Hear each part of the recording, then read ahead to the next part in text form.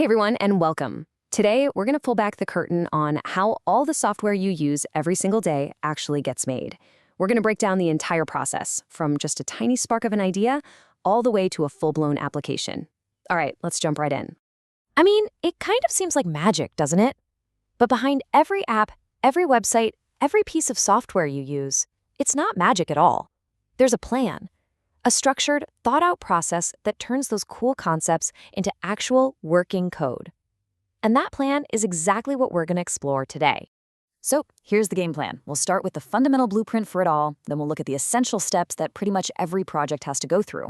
After that, we'll explore 3 totally different paths a team can take: the classic waterfall, the repeating cycles of the iterative model, and the super risk-focused spiral model. And to wrap it all up, we'll figure out how you'd even begin to choose the right path for the right job. So what is this master plan, this universal blueprint for making software? Well, it's known as the Software Development Lifecycle, or SDLC for short. The SDLC is basically the entire framework. And the best way to think about it is like building a house. You wouldn't just show up with a pile of lumber and start hammering nails together, right? Of course not. You need an architect's blueprint, a solid construction plan, and a clear sequence of steps, from pouring the foundation to painting the walls. The SDLC is exactly that, but for the world of software. Now, no matter what kind of software house you decide to build, there are some fundamental activities that are always part of the construction process.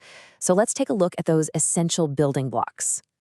At its heart, pretty much every software project, whether it's huge or tiny, follows a similar path. This here gives you a nice bird's eye view of that journey, which is made up of about 9 core activities. These really are the backbone of the whole process, so let's break them down. Okay, so let's walk through this. It all kicks off with defining the vision. That's communication and requirement gathering, figuring out what the heck the user actually wants. Then you get to the blueprint phase. The feasibility study is like asking, hey, can we even build this? While software design is where you draw up the detailed architectural plans. Next up is the actual construction. Coding is, well, that's when developers write the software. And testing and integration is making sure all the different parts work together without the whole thing falling apart. Finally, you've got the delivery and lifecycle phase. Implementation is getting the software out there into the wild. Operations and maintenance is all the ongoing support to keep it running smoothly. And then disposition is what happens way down the road when it's time to retire the software for good. All right, so now that we know the steps, let's look at our first method for actually walking through them. This is the waterfall model. It's the most traditional, linear, and straightforward approach you can possibly take. And this image explains it perfectly. In the waterfall model, you absolutely must complete one phase, 100% finished, before you can even think about moving to the next one. You gather all the requirements, then you do all the design, then you do all the coding, and on and on. And just like water in a real waterfall, there is no going back up. Now, the real beauty of this method is its simplicity. It's incredibly easy to manage because every single detail is locked in right from the start. It works perfectly for smaller projects where you know exactly what you need from day one, and you're pretty confident those needs aren't going to change. But that rigidity, well, that's also its biggest weakness. What if the client changes their mind halfway through? You're in a lot of trouble. You don't get a working product until the very end, which means you could build the entire thing only to find a huge, fatal flaw right before you launch. And that is a massive risk. So what if you need more flexibility? What if you know things are going to change? That brings us to our next model. This is the iterative model. And its whole motto is basically build, test, and repeat. So instead of trying to build the entire house all at once, the iterative model is more like building and furnishing one room at a time. You develop a small working piece of the software, you test it, you get it solid, and then you start the next cycle, or iteration, adding more features and more functionality. The huge advantage here is that you have a working, even if it's incomplete, version of the software very early in the process.